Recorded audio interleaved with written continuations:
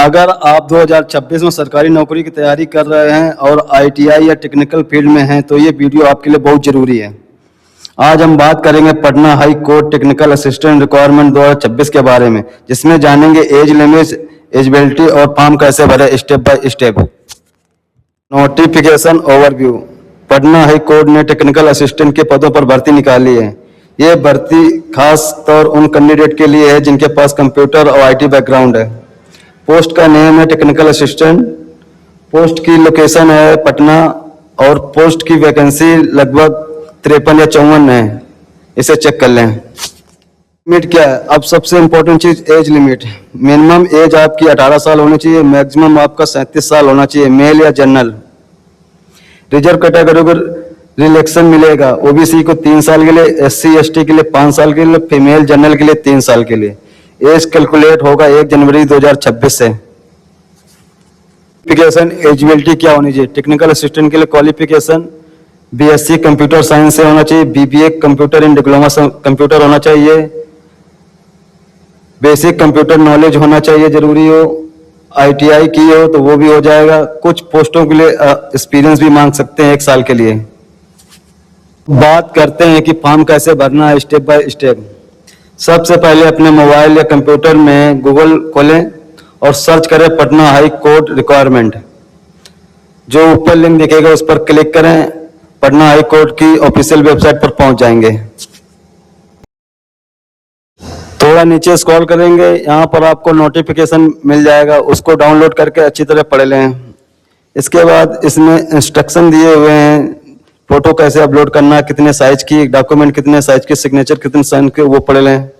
और कुछ important date भी दिए हुए, कब निकली थी वैकेंसी, लास्ट डेट क्या है, एग्जाम डेट कब आएगी, इसमें लिखा हुआ है सब कुछ, उसे चेक कर लें। इसके बाद न्यू रजिस्ट्रेशन पर क्लिक करें।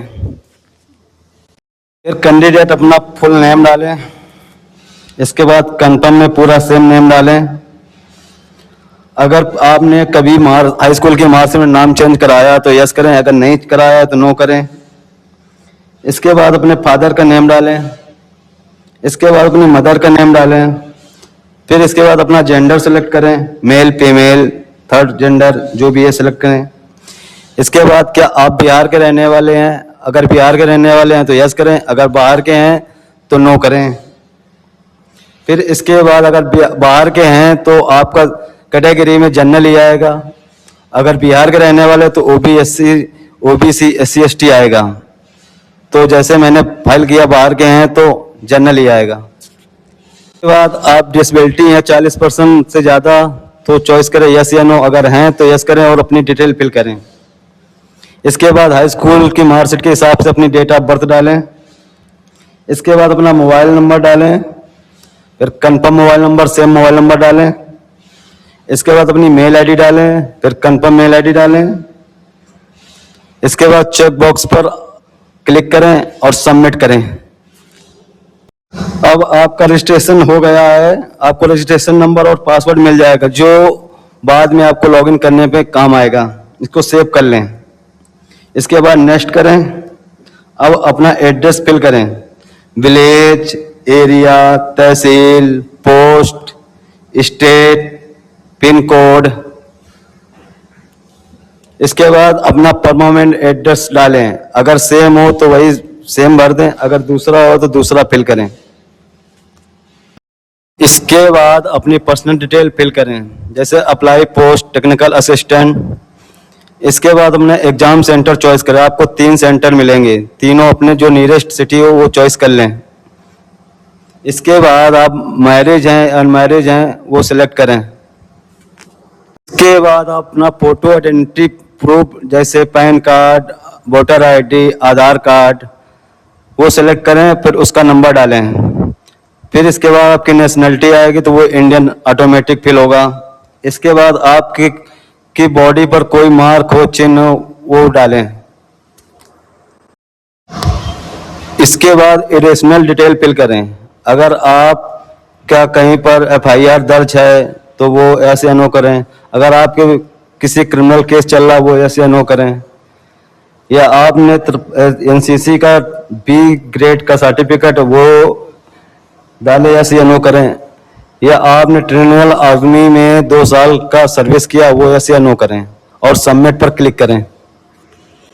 फिर उसके बाद अपने हाई स्कूल की मार्कशीट का डिटेल फिल करें। इसमें स्कूल का नेम, बोर्ड का नेम, कितने मार्क आए थे, कितने मार्क था पेपर था, कितना परसेंटेज आएगा, वो डालें। फिर इसके बाद एजुकेशन डिटेल में देखिएगा, ऑप्शन दिखेगा ITI, डिप्लोमा या BCA, जो आप किए हैं उस पर क्लिक करें। इसके बाद उसके नीचे कोर्स का नेम लिखें, इसके बाद इंस्टीट्यूट का नेम लिखें, इसके बाद बोर्ड का नेम लिखें, इसके बाद पासिंग ईयर डालें, इसके बाद स्कीम चॉइस करें, परसेंटेज या ग्रेड वाइज है परसेंटेज, इसके बाद कितने नंबर मिले थे वो डालें, इसके बाद कितने नंबर का पूरा एग्जाम था वो लिखें, इसके बाद आपका परसेंटेज आ जाएगा। इसके बाद अपना डिवीजन सिलेक्ट करें, फर्स्ट, सेकेंड या थर्ड, और अगर एडिशनल क्वालिफिकेशन है वो नीचे इसी तरह सेम फिल कर दें। सबमिट पर क्लिक करें।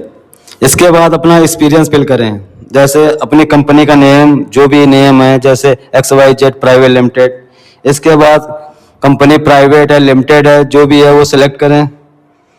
इसके बाद अपना पद, किस पद पर काम करते थे, जैसे फिटर या वगैरह जो भी है वो यहाँ पर डालें। उसके बाद कब से ज्वाइन किया था, कब तक किया, कब छोड़ा, वो डेट यहाँ फिल करें। इसके बाद ऑटो आपका ईयर कैलकुलेट हो जाए, कितने साल का एक्सपीरियंस है आपका। इसके बाद अपना पे स्केल, वहाँ पर क्या सैलरी मिलती है वो डालें। इसके बाद आपकी नेचर ऑफ ड्यूटी क्या थी वो फिल करें। इसके बाद सबमिट पर क्लिक करें।